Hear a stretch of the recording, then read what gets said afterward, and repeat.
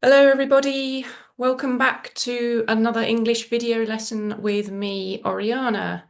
So today I have some creative and useful expressions lined up for you, which you can use to make your spoken English more engaging and interesting, and hopefully you'll have fun learning them. In this video, I'll introduce you to 15 commonly used food and drink idioms in English, and explain their meanings and give you some example sentences for you to understand the context. How to use these idioms correctly, when to use them, and where to use them. For example, it's important to remember that idioms in general are very informal. You'd use them when chatting with familiar people, like close friends, family, but not really in a formal or professional situation like the workplace or any setting where business English is more appropriate. Many countries and cultures have their own food and drink idioms and expressions, and the UK is no different. One of the things most people all over the world can agree on is that food and drink, talking about it, eating it, drinking, exploring different cuisines is a very popular interest. We all have our favourite foods, food likes, dislikes, and a tasty meal is great to share with other people.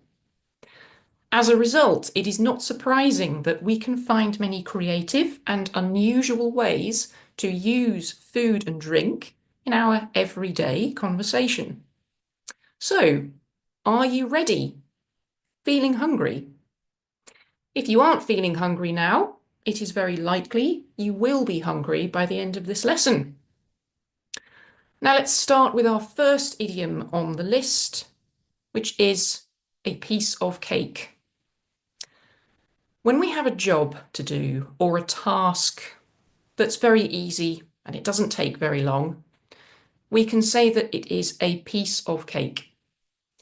If you like sweet treats and snacks, then imagine you're eating a piece of cake.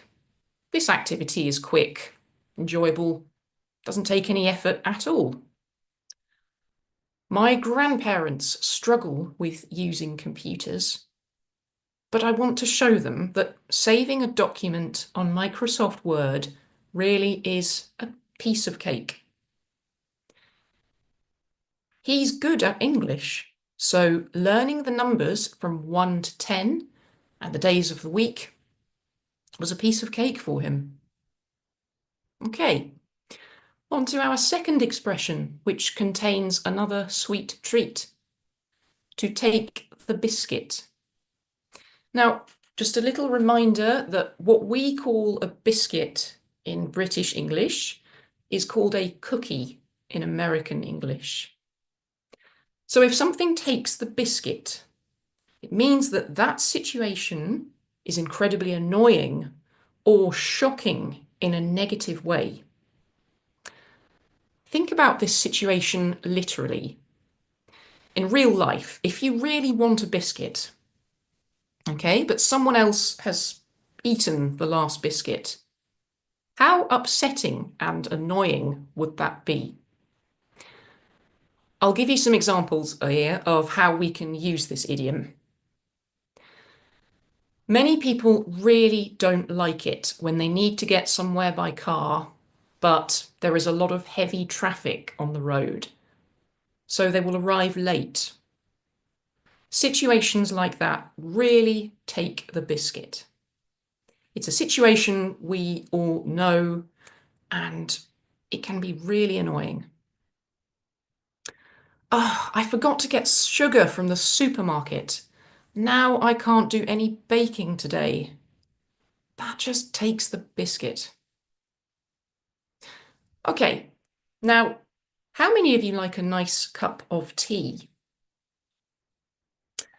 Everybody knows that the British love their tea, and it is an extremely popular hot beverage or drink all over the UK. I personally prefer coffee, sometimes served with a nice slice of cake or a couple of biscuits. But if you are a fan of tea, here is the perfect idiom for you. To say that something is your cup of tea is to say that you enjoy it. This could be something related to your own personal preferences or an activity you enjoy doing. I love all types of music, but modern jazz is definitely my cup of tea. I love to paint people. I love to make pictures of people, so making portraits is my cup of tea. You can also use this idiom in its negative form. To say that something is not your cup of tea is to express that you don't find it enjoyable or interesting. But at the same time, you know that other people's preferences can be different. Just like when you literally make a cup of tea. Some people like tea with milk. Some people like tea without milk. Some people like strong tea. Some people like tea with sugar. It's different for everybody. So to give you some examples of when something is not your cup of tea. My friend really enjoys running in marathons, but competitive sports are not my cup of tea. Thanks for inviting me to the cinema, but action films are not really my cup of tea. So we've talked about tea. Now we move on to milk. Okay. So the idiom, don't cry over spilt milk, or there's no use crying over spilt milk, is a good one for you to know. This means don't waste your time getting angry or worrying about minor problems, accidents, or mistakes that you can't do anything about. You can't change them. If you spill milk on the floor, yes, it's annoying to clean it up, but it's not a major disaster. I know you're disappointed that you didn't do very well in the test, but don't cry over spilt milk. You can always try again. It's a shame the football match was cancelled because of the bad weather, and we couldn't get our money back for the tickets. But there's no use crying over spilt milk. Okay, now the next idiom on the list is one you can use to describe something as excellent, of extremely high quality, really useful or impressive in some way. Okay, so if you think something is the greatest thing since sliced bread, okay, then you think that it's absolutely fantastic. It's a very positive expression to describe just how great you think that thing is. So talking about inventions, for example, their latest invention, something to do with technology, for example.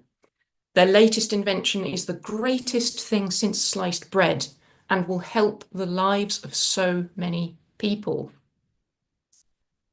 Okay, now on to our next idiom, which can be expressed in a positive sense as well, like two peas in a pod. This expression refers to two people who are very close to each other and alike in many ways.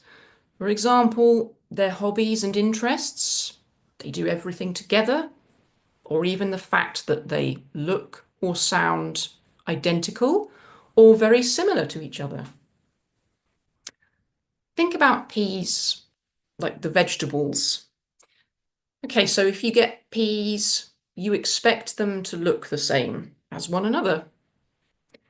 You can talk about two people looking, acting, and behaving in the same way as two peas in a pod.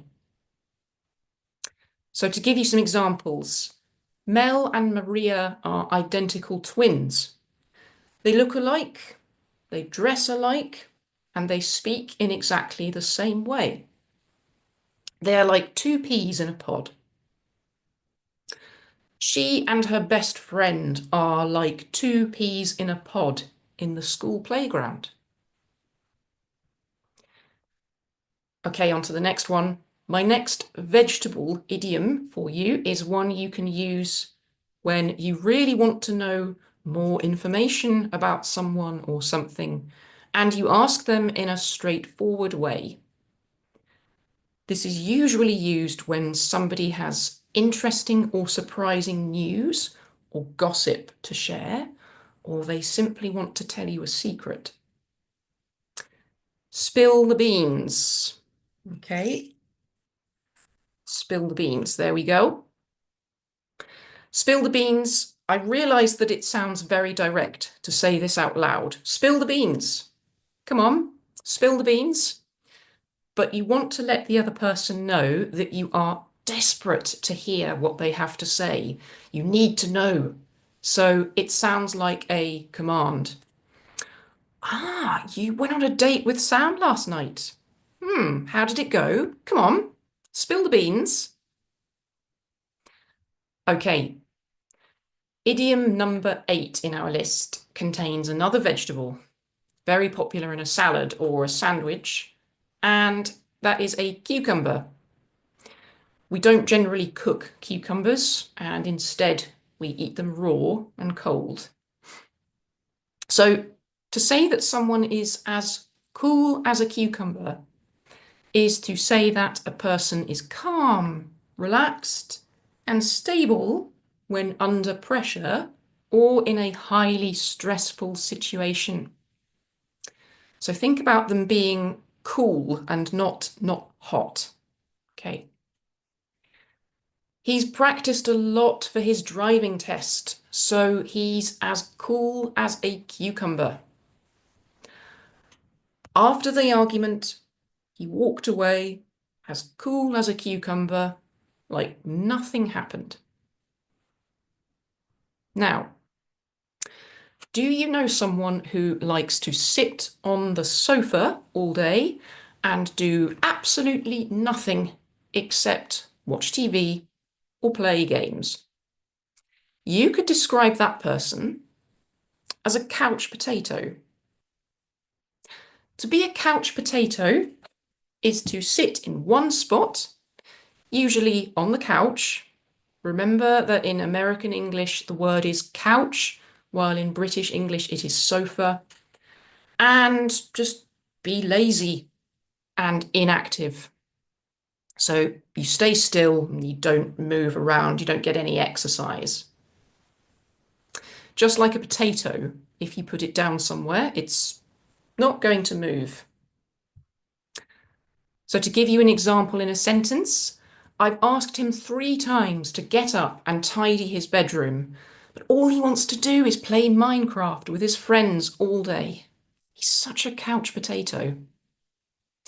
Get up and go outside for a walk. Don't be a couch potato.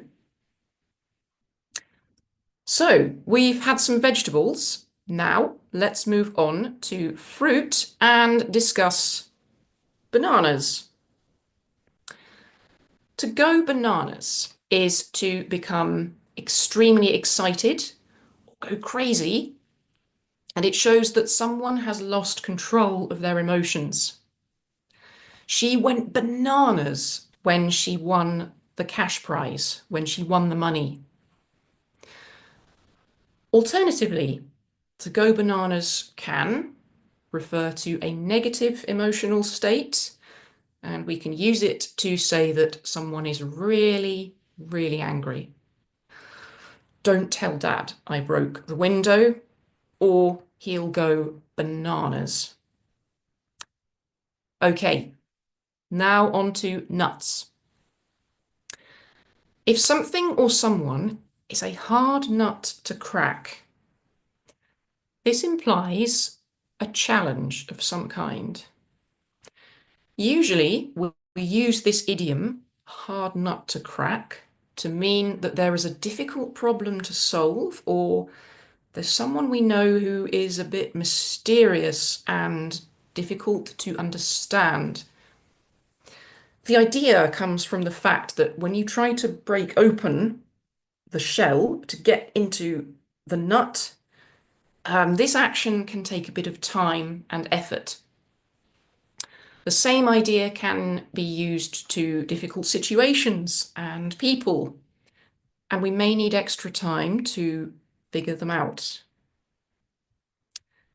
So this maths exercise is a hard nut to crack for many students. Many of them find it really difficult to solve.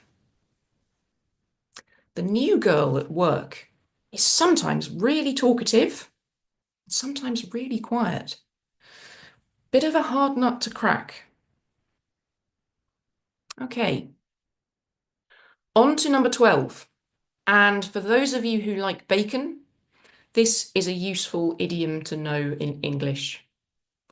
Bring home the bacon. To bring home the bacon is to work and earn enough money to support yourself and your family. So your salary pays for your household expenses, for example, including groceries, which could include bacon. Tom and his wife live in a dual income household. Both of them work and earn a salary. Both of them have to work to bring home the bacon every day. Or they're unemployed. They don't have a job. So there is no one to bring home the bacon at the moment. Now, moving on to our next idiom, which contains an item of food that can be delicious with bacon: eggs. Okay, so we've got our eggs here. Put all your eggs in one basket. This means to make one single plan, and you think that that plan will go well, so you spend all your time, all your energy, and all of your resources making one plan. But the problem is you don't have another plan, just in case the first one doesn't work. We all know that sometimes it really isn't a good idea to rely on one plan, as it could go wrong. So don't put all your eggs in one basket. Okay, so to give you an example in a sentence, I know you want to go on a 3-week holiday to the Caribbean, but don't put all your eggs in one basket. Wait and see if you want to go somewhere else, or wait until you have saved more money. She put all her eggs in one basket when she put all her life savings into the company. On to our next idiom. Take something with a pinch of salt. If you take something with a pinch of salt, you don't completely believe something that you are told, because the story is not likely to be true, or you don't completely trust the person telling you. He always boasts about all the famous people he has met, but I just take what he tells me with a pinch of salt. There are many rumors about that story, but take all of them with a pinch of salt. So we've come to our last idiom of the day, and that contains fish. Perfect with a little bit of salt and some nice potatoes to make into chips and to have fish and chips. A very British meal. So if you have bigger fish to fry, this means that you have bigger, more significant, more important projects and plans for your future. After studying at university, she didn't find a job right away. She had bigger fish to fry, so she went backpacking and traveling in Asia for 6 months instead. So there you go, everybody. Just a few food idioms for you to try at home. I hope they haven't made you too hungry and that you found the information useful and fun to learn at the same time.